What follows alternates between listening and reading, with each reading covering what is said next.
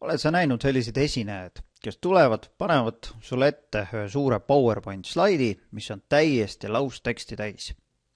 Ja nüüd pöörab ta sulle selja ja hakkab seda PowerPoint teksti sealt maha lugema.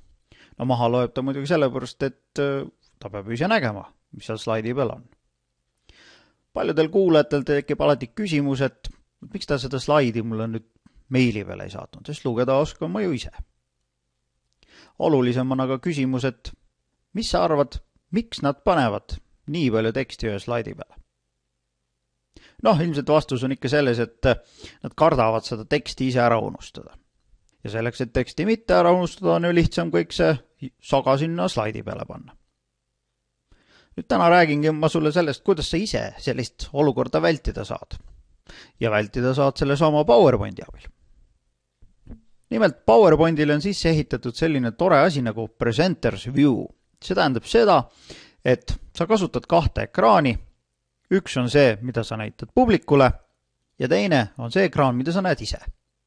Ja selle sinu ekraani peal on kõik sinu märkmed. Ehk teisisõnu, see sama pikk jutt, mida sa muidu sinna slaidi peale oleksid pannud. Näitan sulle, kuidas seda Presenters View'd kasutada saad. Olen siia teinud sellise lühikese väikese esitluse. Tiitelslaid on mul olemas. Siia alla ma saaksin kirjutada mingisuguseid märkmeid. Kui need märkmeid ei ole sul nähtaval, siis saad sa nad siit nähtavaks lohistada. Nüüd, siia ma olen juba mingisuguse portsu märkmeid pannud. Kui ma nüüd peaksin esinema minema ja Presenters View'd kasutama, siis selle aktiveerimiseks tuleb teha järgmist. Vali siit ülevalt Slideshow. Siit vali see monitor, mille peal seda esitlust näidatakse. Ma jätan praegu selle sama primary monitori, see on minu teine monitor. Ja täista linnukesega Use Presenters View. Nüüd aktiveeri slaidi esitlus. Ja see ekraan, mida sina praegu näed, on see, mida näed ainult sina. Kuulajad näevad sinu esitluse täisversiooni. Slaidide peal saad sa liikuda kas vastava slaidi peal klikkides või teine, aga oluliselt mugavam variant, kasuta klaviatuuril kas tühikuklahvi või nooleklahvi. Nagu sa näed, siis siin paremal küljel on märkmed ja tundub, et nad on natuke väikeses kirjas.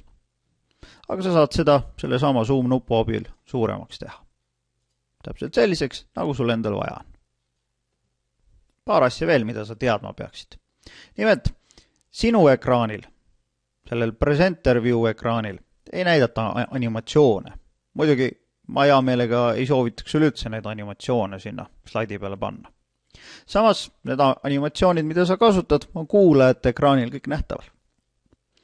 Juhul, kui plaanid videot kuulajatele näidata, siis sarnaselt animatsioonidega kuulajate ekraanil on see näha, sinu ekraanil ei ole. Veel üks tähtis asi, mis tahab rõhutamist saada, on see, et sinu arvutil peab olema mitme ekraani või mitme kuvari üheaegselt kasutamise võimalus.